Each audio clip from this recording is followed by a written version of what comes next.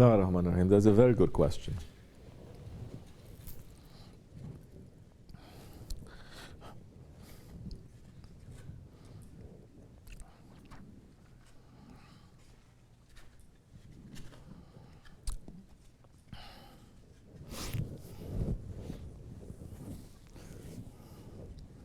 Good. It's pretty simple. Huh? If you have someone to teach you what is good and what is bad, you'll be able to know. You don't try to learn yourself. Even if you think that you know, it may not be what it is. You're following a guide, you're following a Shaykh, then you must ask.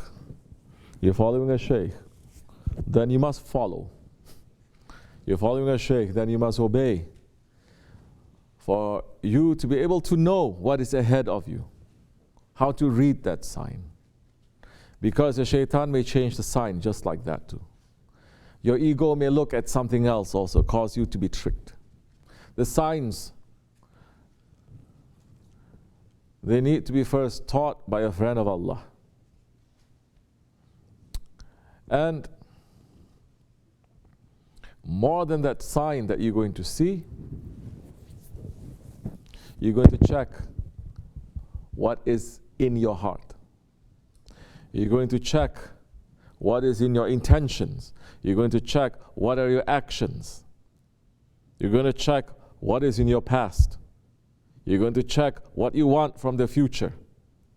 You're going to check whether this is according to the will of Allah or not.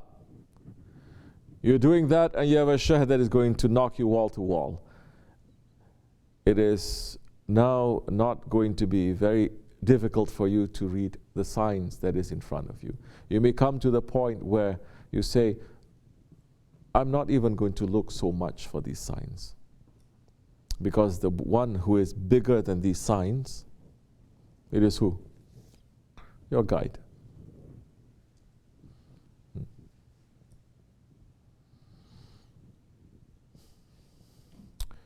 You know, they have when they have racing, is there only one driver? So like, I think Formula 1. They have two people, right? One drives and the other one does what? He gives him the guidance, everything. That one can just go, this one is saying it's like this, it's like this, it's like this, reading everything and informing him. So that one who is driving, that one who is walking, he doesn't even need to rely on himself. Someone is telling him what it is. Problem with today's knowledge is you think the knowledge comes from you. Problem with today's spirituality is you think you get spirituality from yourself. And when we say that Prophet has blessed you and the awliya has blessed you, say, no, I did it to myself. There is the biggest shirk that you can make because Allah has a protocol and everything that He is sending down, it is through those ones that He has appointed. There's something that is general blessing for everyone. Everybody knows in this world there's always a cause and an effect.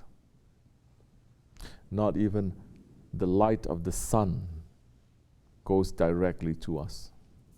Does it? It looks as if sun is shining and is bright. But are you understanding how many, let's say, thousands of layers of atmosphere that it has to go through? So it is a matter of belief of what the Prophet has taught to Sahaba-i-Kiram and to the inheritors for over 1400 years, something that is lost in these days because of the arrogancy of man. So learn to read the signs. Then once you learn, you may or may not even be there physically, you already know. And you're not going to be able to read the signs. You're not going to read the signs with these eyes, you're going to read with these eyes. But these eyes is not yours. You're going to say, I'm going to put my eyesight away, I'm going to use my Shaykh's eyes. I'm not going to look at it the way that I want to. I will see it according to the prophets. I'm not going to look in the way that my ego or what I want to. It has to be how Allah is seeing. And Allah subhanahu wa ta'ala openly saying in the Hadith Qudsi, my servant becomes beloved to me when he performs the obligations. When he performs the actions that is not obligation, he comes close to me, and he comes closer and closer and closer until I become his eyes that he sees with. This is what we should aim for. To lose ourselves more and more. To come into our own reality more and more. If you're not learning how to lose yourself and how to die, if you're not learning how to submit to that Prophet, how are you going to submit to Allah? And the awliya Allah, they're training us how to submit to that Prophet, as the Sahaba Kiram did. Assalamu alaikum wa rahmatullah.